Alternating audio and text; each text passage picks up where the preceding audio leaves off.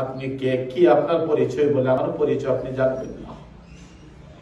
বলল বহুদূর থেকে আসছিলাম, আমরা উমরের কাছে যাব, আমিরুল মুমিনিনের কাছে। উনি নাকি অনেক চরিত্রবানওয়ালা মানুষ, আমরা অসহায়, খাবার নাই, আমরা খাবারের জন্য ওনার কাছে চলে যাব, উনি নিয়ে আমাদেরকে একটু সহযোগিতা করে। তো তাঁবুর ভিতরে কান্নার আওয়াজ আসে। কেন, কি হয়েছে? আমার স্ত্রীর প্রসব বেদনা শুরু হয়ে গিয়েছে, কেউ নাই, তার পাশে কে দাঁড়াবে? এই জন্য এই তাঁবুর মধ্যে আমার স্ত্রীর কান্নার আওয়াজ আসতেছে। উনি আর দেরি করলেন না, গভীর রজনীতে চলে গেলেন। যাইয়া গভীর রাত্রে স্ত্রীকে ডাক দিলেন, প্রাণের স্ত্রী ঘুম থেকে উঠো। বলে কি হয়েছে? তোমার জন্য বড় ফজিলতের কাজ, একটা ফজিলতের আমল আমি নিয়ে আসছি। বলে কি হয়েছে? এক বন্ধুর স্ত্রী গভীর রজনীতে প্রসবের যন্ত্রণায় কাতরাচ্ছে, কেউ নাই তার পাশে পুরুষ মানুষ, সে বেচারা বাহিরে হাউমাউ করে আল্লাহর দরবারে কাঁদছে। হযরত ওমর বলার সাথে সাথে যেমন ওমর রাদিয়াল্লাহু তাআলা আনহু তেমন স্ত্রী দেরি করলেন না, 1 মিনিটের মধ্যে রেডি হয়ে আর ওমর কোষাগার থেকে একটা আটার বস্তা কাঁধে করে রওনা হয়ে গেলেন। যাই আটার বস্তাটা রাখলেন আর স্ত্রীকে সূতিকাগারে ঢুকিয়ে দিলেন। একজন তদানীন্তনকালের একজন প্রেসিডেন্ট, আমিরুল মুমিনিন, সুবহানাল্লাহ, কত পাওয়ারফুল মানুষ, যার সামনে দিয়া শয়তান পর্যন্ত যেত না, সেই ওমর নিজে কাঁধে করে আটার বস্তা নিয়ে তাঁবুর সামনে চলে গেলেন আর স্ত্রীকে পাঠিয়ে দিলেন তাঁবুর ভিতরে। ভিতর থেকে কিছুক্ষণ পরে স্ত্রী ডাক দিল, ইয়া আমিরাল মুমিনিন, আপনার বন্ধুর ছেলে হয়েছে। সুবহানাল্লাহ। ওই যে লোকটা পাশে বসা ছিল চিৎকার করে দাঁড়িয়ে গেল, কে গো, কি আপনার পরিচয়? আপনাকে আমিরাল মুমিনিন বললো কেন? আপনি কি এই যুগের ওমর? আপনি কি আমিরাল মুমিনিন ওমর? বলে হ্যাঁ, আমি তো ওমর। আপনি ওমর, আপনি এই আরব জাহানের প্রেসিডেন্ট, আপনি কষ্ট করে আপনার পিঠের মধ্যে করে আটা নিয়ে আসলেন আর আপনার স্ত্রীকে গভীর রজনীতে কাজের জন্য নিয়ে আসলেন। আমি কি না অন্যায় করে ফেললাম? আমি কি না ভুল করে ফেললাম? আমাকে শাস্তি দিয়েন না। ওমর চোখের পানিগুলো ছেড়ে দিলেন আর বললেন, না, তোমার কোনো দোষ নাই, তোমার কোনো অন্যায় নাই, আমি ওমরের দোষ বলে কি হয়েছে? আজকে যদি এই গভীর রজনীতে তোমরা যদি এই কষ্টে যদি তোমার স্ত্রী সন্তান প্রসবের যন্ত্রণায় যদি মারা যাইতো আর যদি আমি ওমর ঘুমাইতাম, হাসরের দিন আমাকে আল্লাহ জিজ্ঞাসা করতো, ওমর তুমি মানুষের জনগণের প্রেসিডেন্ট হলা আর রাত্রের বেলা ঘুমাইলা, আমার একটা বান্দি সন্তান প্রসবের যন্ত্রণায় মারা গেল, তুমি ওমর খবর নিলা না, আমি আল্লাহর কাছে আমি কি জবাব দিতাম? সুবহানাল্লাহ। ওমর সেজদায় পড়ে গেলেন। তারা ছিল নেতা, তারা ছিল মানুষের সাহায্যের জন্য রাতভর তারা কাজ করতেন, তারা ছিল চরিত্রবানওয়ালা। আজকের নেতারা, আজকের বর্তমানের এই পজিশনওয়ালারা কোনো না কোনো একটা ইন্টারনাল ভাবে তাদের ভিতরে একটা অন্য ধরনের চিন্তা চেতনা থাকে।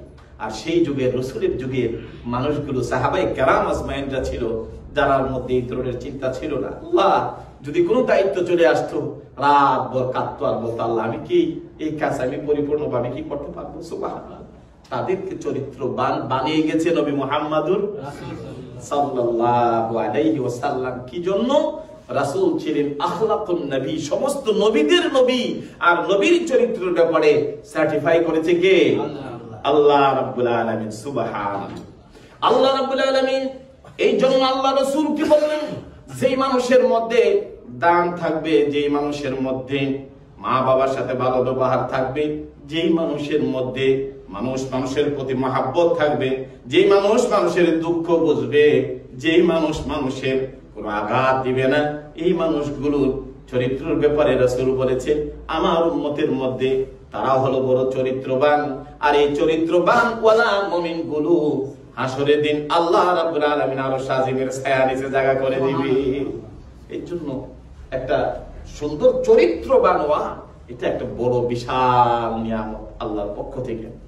এই জন্য আমার ভাইরা, আল্লাহ রাব্বুল আলামিন কোরআনুল কারীমের আয়াত নাযিল করলেন আর জানাই দিলেন ওয়া ইন্নাকা লাআলা খুলুকিন আযীম। বন্ধু, আপনি হলেন মহান চরিত্রের অধিকারী। এখন যদি প্রশ্ন করা হয়, হুজুর ওমর তো রাত্রের বেলায় যে ঘুরে ঘুরে দেখতেন, মানুষদেরকে দান করতেন, নবীজি কি মানুষকে দান করতেন? মানুষ নবীজির চরিত্রের মধ্যে দানওয়ালা এইটা ছিল কিনা? হাদিস শরীফের মধ্যে আসছে আল্লাহ রাসূল সাল্লাল্লাহু আলাইহি সাল্লাম একদিন হঠাৎ করে কোন অসহায় মানুষ যদি চলে আসতেন, নিজের করে যা আছে সব রাসূল দিয়ে দিতেন। সুবহানাল্লাহ। একজন সাহাবী চলে আসলো, এসে বলল, ইয়া রাসূলুল্লাহ, আজকে তো গড়ে খাবার নাই, বড় কষ্টে আছি, রাসূল গো মেহেরবানি করে আপনার কাছে কিছু হবে কিনা? রাসূল বললেন, না, আমার কাছে তো কিছু নাই। বেলাল, কোরআনুল কারীমে তো আল্লাহ বলেছে যদি কোন মানুষ আল্লাহর ওয়াস্তে বলে, তোমরা তাদেরকে ধমক দিও না, তাদেরকে বিদায় করে দিও না। যদি কিছু নাই দিতে পারো, মনে মনে রাখো, আল্লাহ আজকে দিতে পারলাম না, অন্য সময় দেব।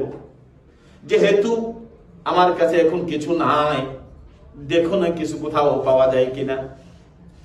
বেলাল যে আশেপাশে ঘুরছে মদিনা, আমরা বলছিলাম মদিনার চতুর্পাশে ইহুদিরা বসতি ছিল, কয়েকটা বনু কুরাইজা সহকারে বড় বড় গোত্র ছিল এবং তারা সবসময় ধনী ছিল।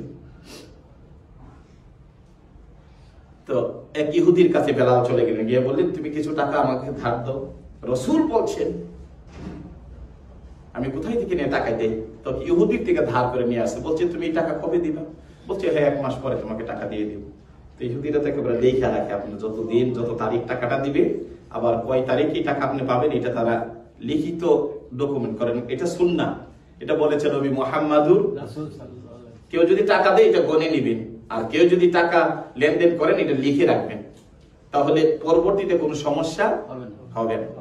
আল্লাহর হাবিব সাল্লাল্লাহু আলাইহি সাল্লাম হযরত বেলাল চলে গেলেন, যে ইহুদি থেকে কিছু টাকা পয়সা নিয়ে আসলেন। আনার পরে রাসূল বললেন, এই যে গরিব আমার অসহায় সাহাবীরা আছে, তাদেরকে এই টাকাগুলো দান করে দাও। সুবহানাল্লাহ। দান করে দিলেন। চলে গেল বেলাল আল্লাহ রাসূলের সাথে দিনের কাজ চলতেছে। চলতে চলতে প্রায় 3 মাস অতীত হয়ে গেল, বেলালের আর খবর নেই। হঠাৎ করে ইহুদি যে দিন টাকা পাবে, আগের দিন সন্ধ্যার সময় এসে বলে, বেলাল, হ্যাঁ, তুমি যে ওই 300 দিরহাম যে নিয়ে আসছিলা, এই টাকাটা তো আগামীকাল সকালে ডেট, এই টাকাটা দিও।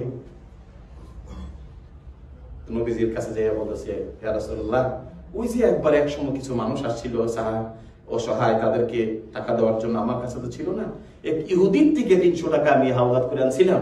আজকে তো ইহুদি আইসা বইলা গেছে, এই টাকা যদি না দিতে পারি, তো ওই যে আমি আগে গোলাম ছিলাম, আমাকে গোলাম করে আবার নিয়ে যাওয়া হবে। তো এই গোলামে আমার শরীরের মধ্যে তো জ্বলন্ত আগুন লাগাই দিত, আঙ্গার গুলো জমিনের মধ্যে পড়তো, জ্বলন্ত আগুন তার শরীরের মধ্যে লেগেছে, জিহ্বাটা পুড়ে ফেলেছে। যে জন্য বেলাল রাদিয়াল্লাহু তাআলা আনহু উনি আশহাদু আল্লা ইলাহা ইল্লাল্লাহ বলতেন, আসহাদু, জিহ্বাটা পুড়ে গিয়েছিল, এমন ভাবে ওনাকে আঘাত করছিলেন। সে বেলাল রাদিয়াল্লাহু তাআলা আনহু বলেন, ইয়া রাসূলুল্লাহ, ওই জীবনের প্রথম দিনগুলো বড় কষ্ট হয়, তো আপনি যদি অনুমতি দেন, আমি ওই যে একটা, আর তো কিছু নাই, একটা গাঠি আছে, একটা চাদর আছে, আর কিছু আছে, আমি এটা নিয়ে মদিনা থেকে চলে যাই। যদি আবার ইহুদির টাকা যদি ইয়া হয়, তাহলে আমি আবার এখানে আসব, তারপরে আপনার ইহুদি আমাকে আগের মতো গোলাম বানিয়ে নিয়ে যাবে। আল্লাহ রাসূল সাল্লাল্লাহু আলাইহি ওয়াসাল্লাম আকাশের দিকে তাকায় দোয়া করেন, আল্লাহুম্মা হাসিবনি হিসাবা ইয়াসিরা, আল্লাহ তুমি আমার হিসাব সহজ করে দাও। আর আল্লাহর কাছে বললেন, আল্লাহ তুমি এই ঋণের ব্যবস্থা করে দাও। তো নবীদের দোয়া তো হলো মুস্তাজিবাত দাওয়া, নবীরা যখন কোনো দোয়া করে এটা আল্লাহর দরবারে কি হয়, কবুল হয়।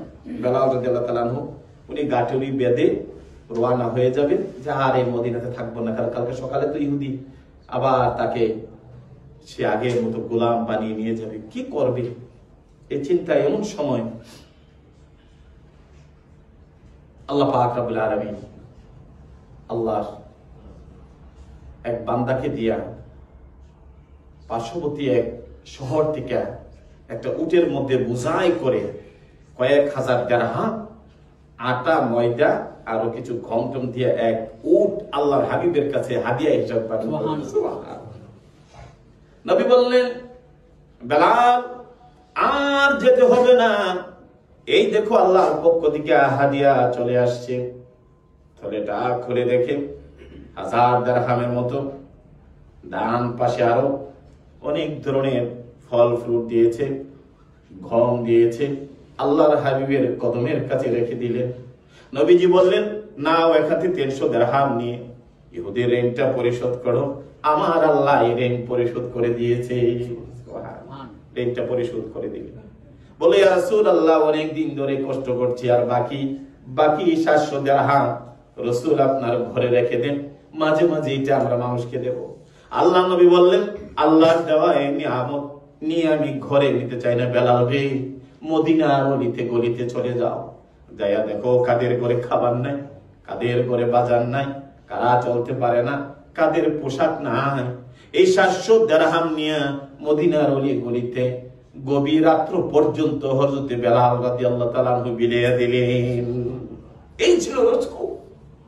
গম গুলো, ময়দা গুলো, ফল ফ্রুট গুলো মসজিদে নববীর মধ্যে যারা ছিল আসহাবে সুফা, রাসূলের কাছে থেকে থেকে যারা হাদিস লিখতেন, হাদিস গুলো মুখস্থ করতেন, তাদেরকে বিলায়া দাও। সবাইকে বিলায়া দিলেন।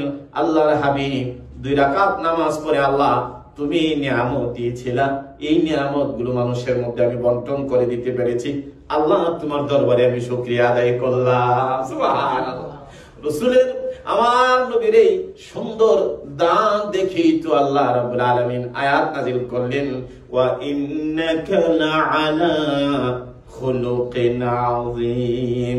বন্ধু, আপনি যেমন মহান, আপনার চরিত্র যেমন সুন্দর, আপনি দানের ক্ষেত্র রাসূল, আল্লাহর দ্বীনের জন্য মানুষের পাশে, এই জন্যই তো আমি আপনাকে উপহার দিয়েছি, আর আমি আল্লাহ সার্টিফাই করে দিলাম আপনি হলেন মুহাম্মদুর রাসূলুল্লাহ, আর আপনি হলেন সর্বোত্তম চরিত্রের অধিকারী। সুবহানাল্লাহ। এই ছিল রাসূল সাল্লাল্লাহু আলাইহি সাল্লাম, যেমন ছিলেন সুন্দর ভালোবাসা। হযরত আনাস বলেছেন, আমি 10 বছর ছিলাম, আমার রাসূল কোনদিন আমার সাথে একটু বাঁকা কথা বলে না, আমার সাথে একটু জোরে কথা বলে না, আমাকে একটু কষ্ট দেয়। সুবহানাল্লাহ। কেমন রাসূল ছিলেন, সেই রাসূলের চরিত্র আল্লাহ সার্টিফাই করলেন।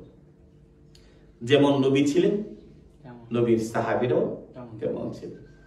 আল্লাহর হাবিব সাল্লাল্লাহু আলাইহি সাল্লাম মসজিদে নববীতে বসা, এমন সময় একজন সাহাবী চলে আসলো, এসে বলল, ইয়া রাসূলুল্লাহ, নবী গো, কয়েকদিন পর্যন্ত খাবার নাই, একটু খাবারের ব্যবস্থা করে দিতে পারবেন কি? আজকে দেখলাম ফিলিস্তিনের বাচ্চাগুলোর অবস্থা, পেট কলিজার সাথে লেগে গেছে, শত শত বাচ্চা পেটের ক্ষুধায় তারা মারা যাচ্ছে। আল্লাহ, এটা পরীক্ষা। কোরআনে আল্লাহ বলছেন, সুবহানাল্লাহ, আল্লাহ এমন পরীক্ষা আজকে মুসলমানের উপর চলছে, ক্ষুধার যন্ত্রণা, মানুষ মারা যাচ্ছে। কিন্তু অ্যাক্সিডেন্টে যদি মারা যায়, কষ্ট উপলব্ধি করা যায় না কয়েক সেকেন্ডে। কিন্তু একটা মানুষ ক্ষুধার তাড়নায়, ক্ষুধার যন্ত্রণায় সমস্ত হাড়গুলো, সমস্ত বডিটা অকেজ হয়ে যাওয়া, এই যে কষ্ট, আল্লাহ ভাষা নিয়ে আমাদের আর, আল্লাহ যেন দয়া করে, আল্লাহ যেন মায়া করে, বলে আমিন। তো এই সময়টা ছিল আমার নবীর সময়। সাহাবায়ে কেরাম অনেক সময় খাবার না পাইলে নবীজির কাছে চলে আসতেন। হযরতে আবু হুরায়রা রাদিয়াল্লাহু তাআলা আনহু খাবার নাই, চলে আসলেন, বারবার নবীর দিকে তাকিয়ে আছেন, কিচ্ছু বলে না। রাসূলকে সালাম দিলেন, একটু পরে দুধ আসলো 1 কাপ। এটা বুখারী মুসলিমে আবু হুরায়রা থেকে হাদিসটা বর্ণিত, লম্বা হাদিস। নবীজি বললেন, আবু হুরায়রা, এই যে 40 জন সাহাবী যারা আসহাবে সুফার মধ্যে থাকে, যারা বাড়ি নাই, ঘর নেই, কিছু নেই, সর্বদা মসজিদে নববীতে থাকতেন, আল্লাহ রাসূলকে সালাম দিতে যান না, জান্নাতের টুকরা, বেহেশতের টুকরা যেটা আমরা বলি, এটার পাশেই নবীজির কদমের পিছনের দিকে একটা জায়গা উঁচা করে দেখবেন, এখানে একটা দরজা আছে, এটার নাম হলো বাবে জিবরাইল। এই দরজা দিয়ে জিবরাইল আমিন আসতেন, সুবহানাল্লাহ। আর ডান পাশে আমার রাসূল এইভাবে বসে থাকতেন, হাদিসগুলো রচনা করতেন, কোরআনের আয়াতগুলো নাযিল হলে সাহাবীদেরকে বলতেন, তারা কেউ লিখত, সাথে সাথে কেউ মুখস্থ করে নিত, রাসূল নিজে মুখস্থ করতেন। সুবহানাল্লাহ। দুধ আসছে, আবু হুরায়রা বললেন, এই দুধগুলো আমার সাহাবীদেরকে খাওয়াও। সুবহানাল্লাহ। আবু হুরায়রা কয়, দুধ এলো 1 কাপ আর 40 জন বসা, এত ক্ষুধা, কিভাবে রাসূলের দিকে তাকায় রইলাম, আমার আগে বললো না, বললো ওদেরকে খাওয়ানোর জন্য। তুমি খাওয়াও না, তুমি খাওয়ানো শুরু করলো। 40 জন খাওয়ার পরে হচ্ছে আবু হুরায়রা কয়, খোদার কসম, ওই কাপের মধ্যে আগে যতটুকু দুধ ছিল অতটুকু ছিল, অতটুকু নিয়ে পরে দেখতে পেলাম। সুবহানাল্লাহ। নবী বললেন, আবু হুরায়রা তুমি খাও। আবু হুরায়রা খাইলেন। খাওয়ার পরে বলল, ইয়া রাসূলুল্লাহ, এইটুকুন দুধ দেখলো, দুধের এই কাপের মধ্যে আগের সমানই দুধ আছে, দুধ কমে না। নবীজি বললেন, আবু হুরায়রা তুমি আবার খাও। আবু হুরায়রা আবার খাইলেন। খাওয়ার পরে বলল, ইয়া রাসূলুল্লাহ, আল্লাহর কসম গো রাসূল, আমি আর খাইতে পারি না, আমার পেট পরিপূর্ণভাবে ভরে গেছে। সুবহানাল্লাহ। তারপর ওটুকুন দুধ রাসূল নিজে খাইলেন। সুবহানাল্লাহ। এই ছিল রাসূলের মুআজিজা, আল্লাহ বারাকা দিয়েছিলেন। সুবহানাল্লাহ। তো সাহাবীরা নবীজির কাছে আসতেন, নবীজি সাল্লাল্লাহু আলাইহি সাল্লাম সাহাবীদেরকে বলতেন, আজকে কেউ আছো, আমার এই সাহাবী খাবার নাই, বাসায় নিয়ে তারে একটু মেহমানদারি করবা। সুবহানাল্লাহ। রাসূল বলছেন, কে আগে রাসূলের কথা শুনবে? একজন সাহাবী দাঁড়িয়ে গেলেন, বললেন, ইয়া রাসূলুল্লাহ, যদি আমার বাড়িতে মেহমান দেন, আপনার রাসূলের মেহমান, আল্লাহর রাসূল বলেছেন তাকে খাবারের ব্যবস্থা করার জন্য। এটা তো দুনিয়ার সাধারণ মেহমান না, এটা রাহমাতাল লিল আলামিন, নবীর মেহমান। রাসূল গো, যদি অনুমতি দেন আমার সাথে আমি নিয়ে যাব। সন্ধ্যার সময় মেহমান নিয়ে বাড়িতে চলে গেলেন।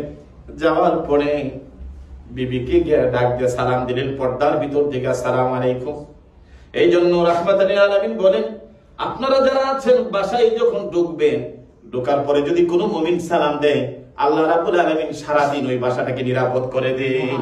সুবহানাল্লাহ। বাসা থেকে বাহির হওয়ার সময় সালাম দিয়ে চলে আসবেন, কেউ থাকুক আর না থাকুক, ওই ঘরটা আল্লাহর জিম্মায় চলে যা। এত বড় বরকত। সাহাবীরা যাই সালাম দিতেন। আল্লাহর নবী রাহমাতুল লিল আলামিন নবী যাইয়া সালাম, নবীর সাহাবী যাইয়া সালাম দিলেন, দিয়ে নবীজি পাঠানো মেহমান নিয়ে বললেন, বিবি গো, আজকে বড় বরকতের জন্য নবীর মেহমান নিয়ে বাসায় আসছি, তাদের জন্য একটু খাবারের ব্যবস্থা করা যাবে কি? স্ত্রী ডাক্তার স্বামীকে ঘরের কিনারে নিয়ে গেলেন। হা নবীর সাহাবী, নবীর মেহমান নিয়ে আসছো, আমরা বড় ভাগ্যবান, তবে আজকে তো বাসার মধ্যে কোনো খাবার নাই, 2টা বাচ্চার জন্য একটু খাবার আছে, এইটুকুনি, তবে অসুবিধা নেই, আপনি মেহমানের সাথে একটু কথা বলেন, আমি বাচ্চাগুলোর একটু আদর করে তাদেরকে ঘুম পাতাই দিই। সুবহানাল্লাহ। বাচ্চাগুলো ঘুম পাড়ায় দিলেন, আর বললেন, মেহমান, নবীর মেহমান যদি পেট ভরায় না খাওয়াইতে পারি, তাহলে তো আমরা আল্লাহর কাছে দোষী হয়ে যাব। আমরা দুজনে কিছু খাবো না, বাচ্চাদের খাবারটা আছে, এইটা নবীর মেহমানকে মেহমানদারি করে ফেলবো। নবীর এই মেহমানকে মেহমানদারি করার জন্য বললো, তাহলে আমরা কিভাবে করব? বললো, আপনি মেহমানের সাথে বসে যাবেন, পাতিলের একটা প্লেটের মধ্যে বসে যাবেন। তখন তার কারেন্ট, ইলেকট্রিসিটি ছিল না, ওই কুপির বাতি ছিল। খাবারের সময় হঠাৎ করে আপনি অন্য মনস্ক হয়ে লাইটটা, আলোটা নিভাইয়ে দিবেন, দিয়া মেহমানের সাথে খাবারের সময় মেহমানকে খাবারটা আপনি সামনে দিবে, আগে দিবেন, আর আপনি খাবারের বান করে করে বাকি সময়টা কাটিয়ে ফেলবেন। সুবহানাল্লাহ। স্ত্রীর সাথে প্রোগ্রাম করে দিলেন। একটু পরে যেমন কত তেমন ভাবে খাবারের আয়োজন করলেন। ওই যে 2 শিশুর খাবার ছিল, এটা একটা প্লেটে করে আগাই দিলেন। দেওয়ার পরে খাবার যখন শুরু হবে, আস্তে করে বাতিটা নিভাইয়ে দিল। বললো, হা আগুন তো নিভে গেছে, আর তো এটা জ্বালানোর মতো কোনো ব্যবস্থাও নাই, চলেন আমরা এইভাবে খাওয়া শুরু করি। মেহমান খাওয়া শুরু করলেন, নবীর মেহমান নিজেও খাওয়া শুরু করলেন। খাইতে খাইতে খাইতে খাইতে উনি শুধু এইভাবে হাতটা নেন আর খাবারের বান করেন। এই যে সন্তানের খাবারগুলো নবীর মেহমানকে রাত ভর পেট ভরাইয়া খাওয়াইলেন। খাওয়াইয়া এই উপোস অবস্থায় সারা রাত স্বামী স্ত্রী শুয়ে থাকলেন। বাচ্চাগুলো ঘুমিয়ে গেল। সকালবেলা রাহমাতুল লিল আলামিন নবীর কাছে আয়াত নাজিল হলো, কুরআনুল কারীমে আয়াত নাজিল হলো, ইউসিরুনা আলা আনফুসিহিম ওয়ালাউ কানু বিহিম খাসাসা। আল্লাহ রাব্বুল আলামিন আল্লাহ নবীর কাছে আয়াত নাজিল করলেন, বন্ধু আমার, আপনার সাহাবী গত রাত্রে যে কাজ করেছে গো বন্ধু, আমি বড় খুশি হয়ে গিয়েছি, যে কিনা নিজে উপবাস থেকে অন্যের জন্য খাবারের ব্যবস্থা করেছে।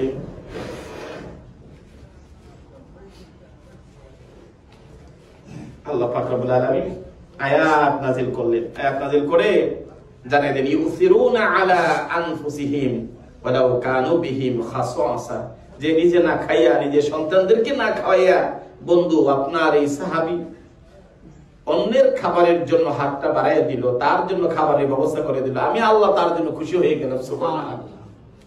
তো এই ছিল সাহাবায়ে কেরাম আজমাইন রাদিয়াল্লাহু তাআলা আনহুমা, যারা নিজের চেয়ে অন্যদেরকে তারা প্রাধান্য দিতেন, নিজের খাবারের চেয়ে অন্যের খাবারটা প্রাধান্য দিতেন।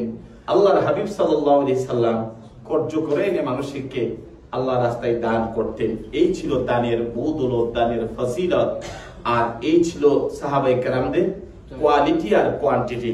এই এত গুণের কারণে আল্লাহ পাক রব্বুল আলামিন আয়াত নাযিল করেন, ওয়া ইন্নাকা লাআলা খুলুকিন আযীম।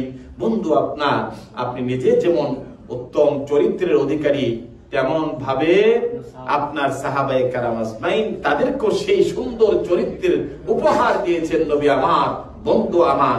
এই জন্য একটা সেই যুগে রাসূল সাল্লাল্লাহু আলাইহি ওয়াসাল্লাম একটা সুন্দর সমাজ উপহার দিতে পেরেছিলেন। যাই হোক, আলহামদুলিল্লাহ, আমরা সূরা নূনের 3-4 নম্বর এই আয়াত আমরা পড়ছিলাম, ওয়া ইন্নাকা লাআলা খুলুকিন আযীম।